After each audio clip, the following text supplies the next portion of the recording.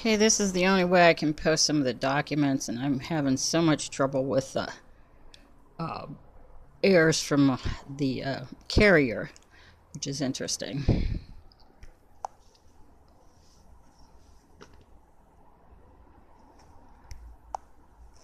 51st of INTRNATIONAL law violations by the state of Israel. The state of Israel has violated many international laws, including United Nations resolutions and the laws of war and occupation as stated in the Fourth Geneva Convention.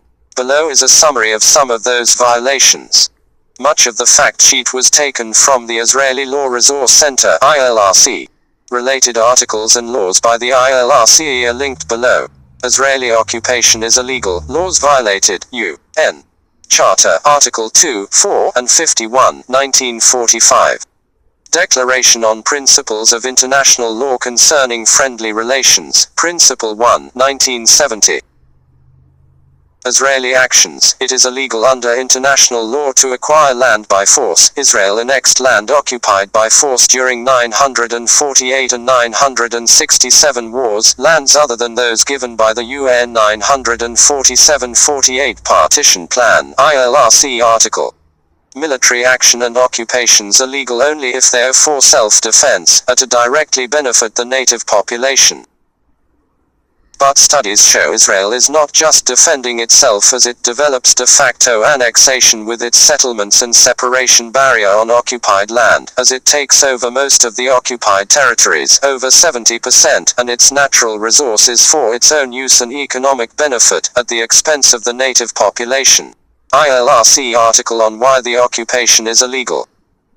Illegal Israeli settlements on occupied land, laws violated, Geneva Conventions IV, Article 49, 6, 949.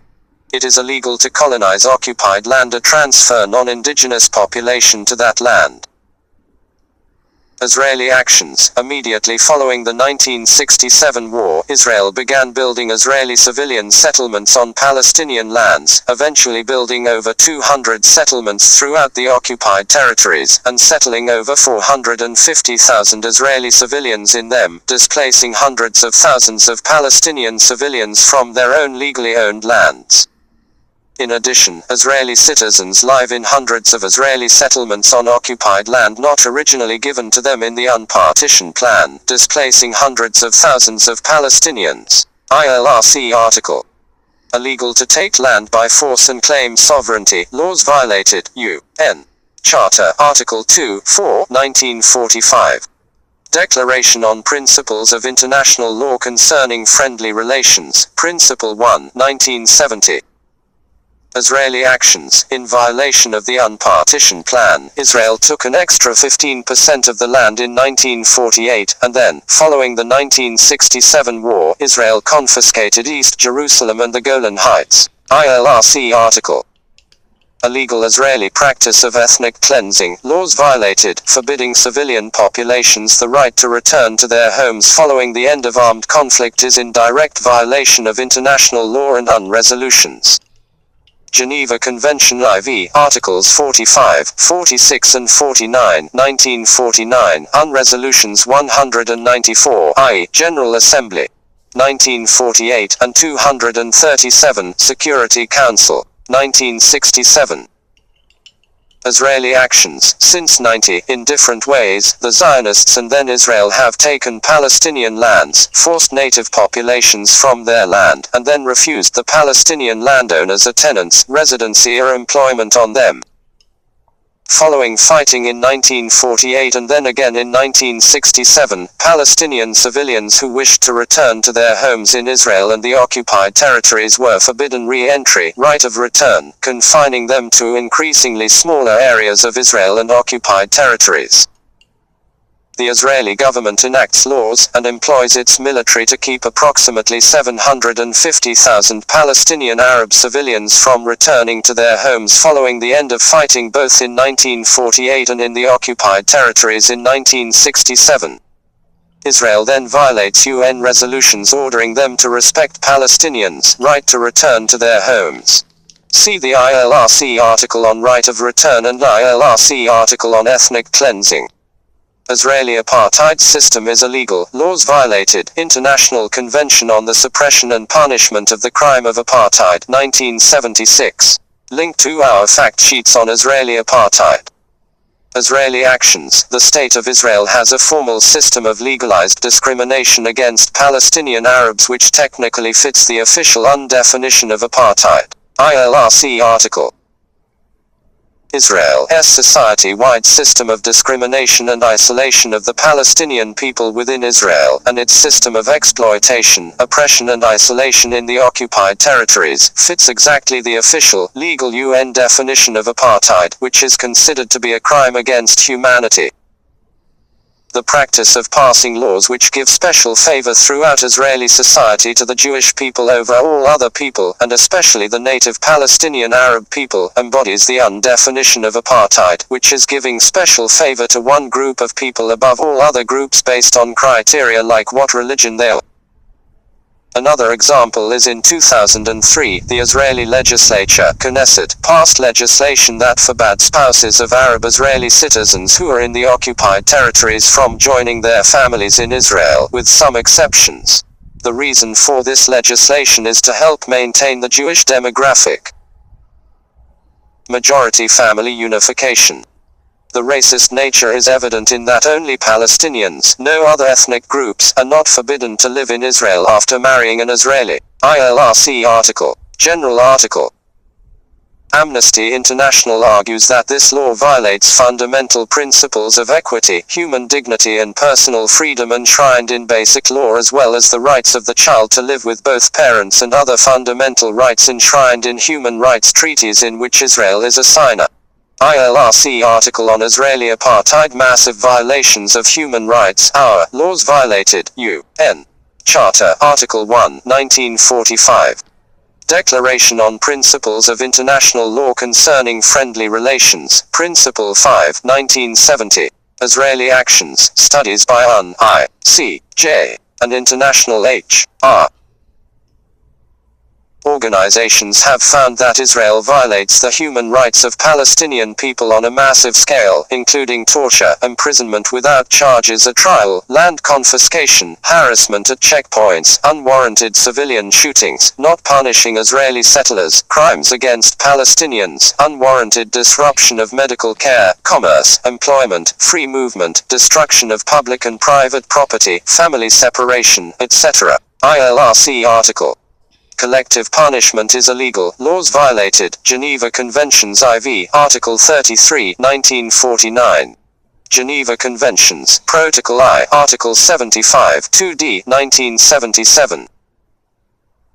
Israeli actions. In response to Arab rebellion, Israeli military takes massive action against entire Palestinian communities, for example destroying entire neighborhoods of homes, confiscating communal farmlands, bulldozing homes, blocking off certain areas, and not allowing civilian populations to leave their houses for extensive periods of time. This is called collective punishment because it punishes entire communities for the actions of a few. ILRC article. Illegal massive transformation of local laws, laws violated, Hague Regulations IV, Article 43, 1907. Israeli actions. Israel has created a dual legal system in the occupied territories, a democratic one linked to Israel for the Israeli settlements, and an oppressive, exploitive one for the Palestinian communities run by the Israeli military committees and Israeli-controlled civic administrations, replacing all Arab government functions with Israeli military committees, and dismissing or deporting all Arab government official. ILRC article. Violations of UN Security Council resolutions. Laws violated. Israel has violated 28 resolutions of the United Nations Security Council, which are legally binding on member nations. UN Charter, Article 25, 1945.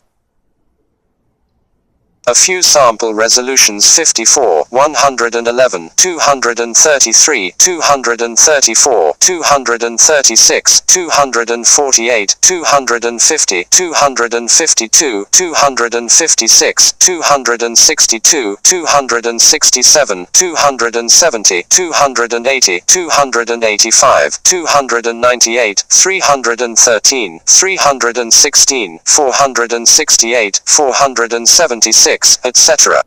Israeli actions. Israel has violated many UN Security Council resolutions, especially relating to its occupations, land annexations, military aggression, power violations, etc. ILRC article. Separation barrier ruled a legal law violated. International Court of Justice of 2004, in an advisory opinion, ruled the Israeli separation barriers illegal.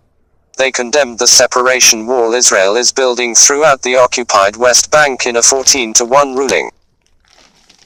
The court begins by citing, with reference to Article 2, Paragraph 4, of the United Nations Charter and to General Assembly Resolution 2625 XXV, the principles of the prohibition of the threat or use of force and the illegality of any territorial acquisition by such means, as reflected in customary international law.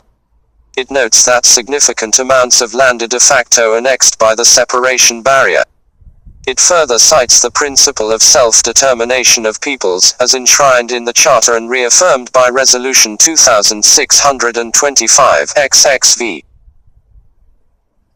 As regards international humanitarian law, the court refers to the provisions of the Hague Regulation of 1907, which have become part of customary law, as well as the Fourth Geneva Convention relative to the protection of civilian persons in time of war of 1949, applicable in those Palestinian territories which, before the armed conflict of 1967, lay to the east of the 1949 Armistice Demarcation Line, a Green Line, and were occupied by Israel during that conflict.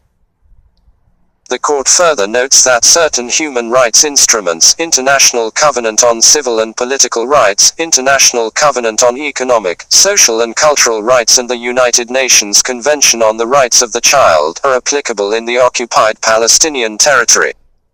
It finds that the construction of the wall and its associated acute GIME are contrary to the relevant provisions of the Hague Regulations of 1907 and of the Fourth Geneva Convention. That they impede the liberty of movement of the inhabitants of the territory as guaranteed by the International Covenant on Civil and Political Rights. And that they also impede the exercise by the persons concerned of the right to work, to health, to education and to an adequate standard of living as proclaimed in the International Covenant on Economic, Social and Cultural Rights and in the Convention on the Rights of the Child. Lastly, the court finds that this construction